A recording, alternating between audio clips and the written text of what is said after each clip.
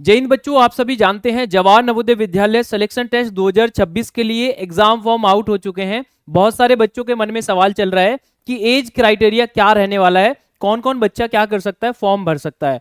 तो बहुत ही कॉमन सा सवाल है, बहुत ही आसान सी भाषा में आप सभी को बताने वाला हूं कि कौन कौन बच्चा फॉर्म भर सकता है, कौन बच्चा फॉर्म नहीं भर सकता। सबसे पहले भाई चलते हैं इंफॉर्मेशन बुलेटिन। ये हमारा इंफॉर्मेशन बुलेटिन है जवाहर नवोदय विद्यालय की तरफ से जो ऑफिशियल नोटिफिकेशन जारी किया गया है। इसमें आते हैं हम पॉइंट नंबर 4.2। 4.2 पर अगर आप आते हैं, जितने भी स्टूडेंट देख रहे हैं बच्चों ध्यान से देखेंगे।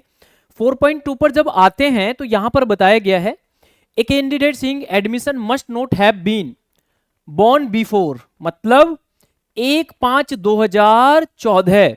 बच्चों अगर आपका जन्म 1/4, क्या बोला गया है यहां पर लिखा गया है, बोला गया है कि आपका जो जन्म है 1/5/2014,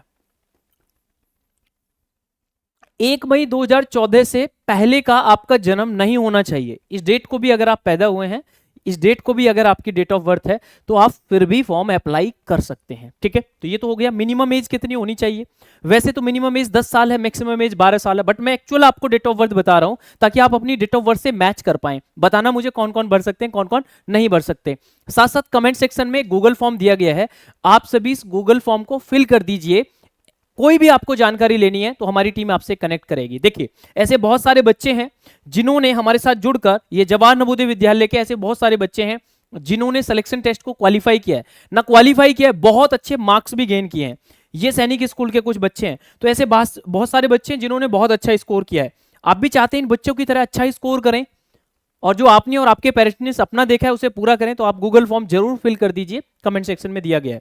तो मैंने आपको क्या बताया है कि जो आपका जन्म है 1/5/2014 से पहले का नहीं होना चाहिए और साथ साथ 31/7/2016 के बाद का नहीं होना चाहिए।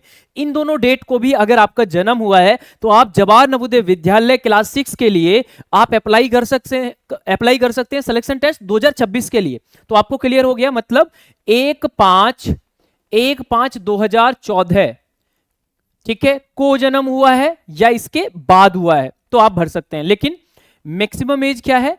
31/7/2016, मतलब आप इस डेट से लेकर और इस डेट तक इसके बीच में है तब भी फॉर्म भर सकते हैं। इन दोनों डेट को जन्म हुआ है तब भी फॉर्म भर सकते हैं, बट अगर इससे पहले हुआ है या इसके बाद हुआ है तो आप फॉर्म अप्लाई नहीं कर सकते। आई होप आपको जो एज से रिलेटेड डाउट है वो आपके क्लियर हो गए होंगे। बाकी आप क्लास 5th में पढ़ रहे हैं तो फॉर्म अप्लाई कर सकते हैं। तो ये पॉइंट आपको क्लियर हो गया। ये 2 पॉइंट आपको जरूर याद रखने हैं, 1/5/2014 को जन्म हुआ है या इसके बाद हुआ है, या 31/7/2016 को या इससे पहले हुआ है, इसके बाद नहीं होना चाहिए और इससे पहले नहीं होना चाहिए, तो आप फॉर्म अप्लाई कर सकते हैं। आई होप आपको जानकारी हो गई होगी।